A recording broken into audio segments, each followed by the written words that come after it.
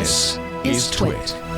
My old pal Heather Kelly, who used to work with me at Macworld, is now a tech reporter for the Washington Post, and she had a story this week that I thought was really good. This could be filed away as the one of those bummer stories about how everybody's got your information and all your privacy is vanquished. But I feel like there's something inspirational about this as well, that once you're armed with this knowledge, you can do the right thing. The story is called "Lots of Apps Use Your Personal Contacts. Few Will Tell You What They Do With Them." And this is it's a little quirk. If you've ever been in your smartphone and you launched an app and it said, "I would like to look at your contacts," you might be like, "Oh, sure."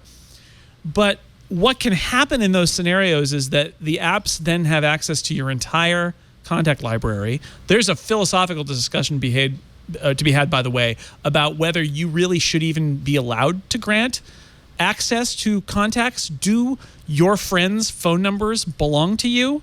Do you have the right to actually give that information to whoever wants it? You sign up for Clubhouse, and Clubhouse says, "Great, send me all your contacts." Do you want to do that?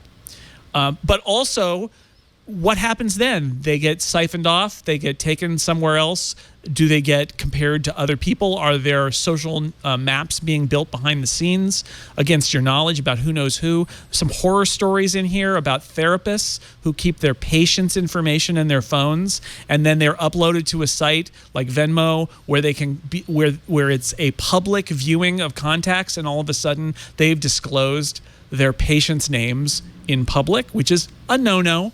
And again, we could make this about, oh, they're out to get your information, because maybe they are. Some of them probably are. But what I like about this story is, I think forewarned is forearmed. Android and iOS, I believe, give you some features, some power to say, no, I don't want to share my contacts with this app. I refuse. And then you can decide, do you want to do that or do you not want to do that?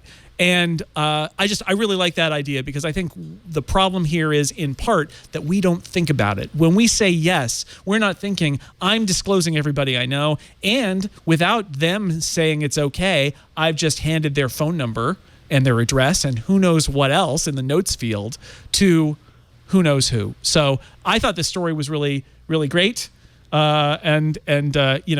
I open it up for discussion. That's a terrible host thing to do. Leo is going to revoke this, but I don't know. I mean, I when I signed up for Clubhouse, I didn't want to share my contacts, and it was really kind of creepy to say, I don't even think I have the right to share other people's phone numbers with any service that I sign into.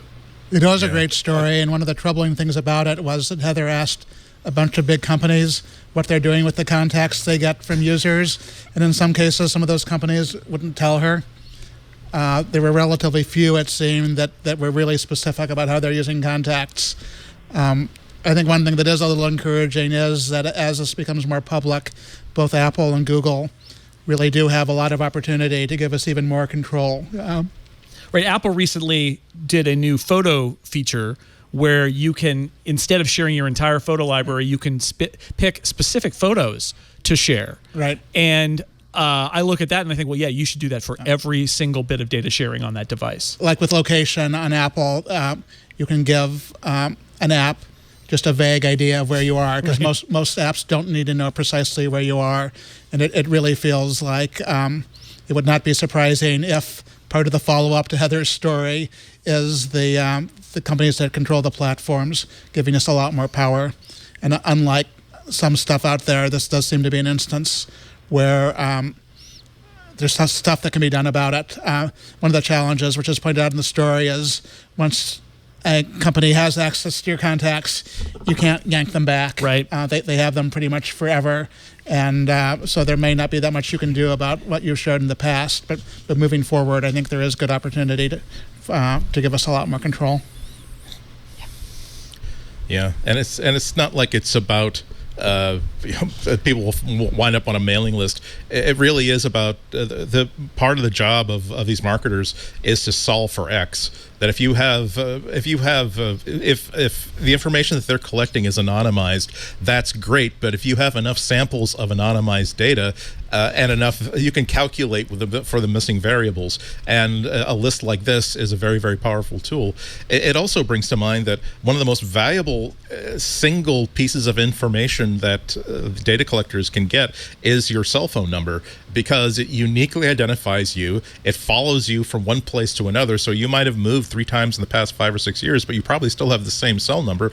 And this is, if they can attach unknown anonymized subject A441144B with, oh, well, I know that his cell phone number is 818-441-2211. Wow, now you've pretty much, that's pretty much the master key that unlocks so much other stuff. So yeah, it's terrible that we sometimes don't pause, as we're so eager to get to the part of the app that lets us give ourselves big eyes and a propeller on our nose, that we just blow past the, oh yeah, by all means, take a look at all my contacts. I'm sure I'm going to want to share some of these new animations with my friends of mine. Well, no, it's not about sharing things with friends of yours. It really is collecting information and trying to make life a little bit more tragic for all of us everywhere. This is the story about Venmo, by the way. Disclosing Joe Biden's Venmo account, because he sent Venmo, he used Venmo to send money to his grandkids, and they were able to backtrack from there and find Joe Biden's entire Venmo friend list, which, oh boy, Grandpa Joe sent me some money for ice cream. Thanks, Grandpa Joe. But still, the point is, they added an opt-out, but if you don't know that your data is there, you don't know to opt out. So it's not great. It's not great. It's not the end of the world, but it's not great. You should be aware that you're giving this stuff away. These things should be opt-in, not opt-out, to be very clear. They always have to be opt-out rather than opt-in. And secondly, what the heck are they going to do with something like GDPR, which I'm aware doesn't affect Venmo because they don't operate in the European Economic Area, but the California data laws definitely affect Venmo. If I tell them I need you to delete all of my personal identifying information, are they going to actually do that? Because it seems like they probably wouldn't. Because, but that's not related to your account. That's related to Jason Snell's account or Joe Biden's account or whatever. No, it's my personal information. I don't want it out there. I personally think this is a big issue, and they should never be collecting this information. It's one of those things. I do wish Apple was a little bit better, specifically about the photo sharing. I had an issue when it first came out where I said, oh no, this app hasn't allowed access to any photos, but then it couldn't access the camera. Now, I'm pretty certain that was because I was on a beta at the time, and we all know betas break things. It would be good if this was a little more easily tweakable. So you could say, hey, maybe it can access this album of photos, or it can only access photos that I take within the app. But why does my toothbrush app need access to my location? They say it's so that they can only sync my toothbrush when I'm at home. Well, guess what? I haven't been anywhere in 18 months, so I'm always at home. Apparently they want to know that. Well, Philips, thank you very much, but you're not getting my location. Yeah, and we've had a lot of conversations about location data, right? Like location data and photos a little bit. But that's what struck me about this story is contacts, maybe people don't think about them. So I'm saying to everybody who is listening now, think about it the next time, or go into your privacy settings and see what services you've granted access to your contacts. Because when you're doing that, it's not just your basic information. It can potentially be your entire contacts database. And that's probably, having restrictions is good, but you do sort of feel like they're patching an initial hole instead of revisiting that feature and saying, actually, by default, everything should be completely locked down, and then we should give data in very limited ways beyond that. And I'm actually surprised that they haven't done more in that way, because quite honestly, you shouldn't be able to do a couple of taps and send all of the phone numbers of everybody you know to anyone. Yeah. That's a bad idea.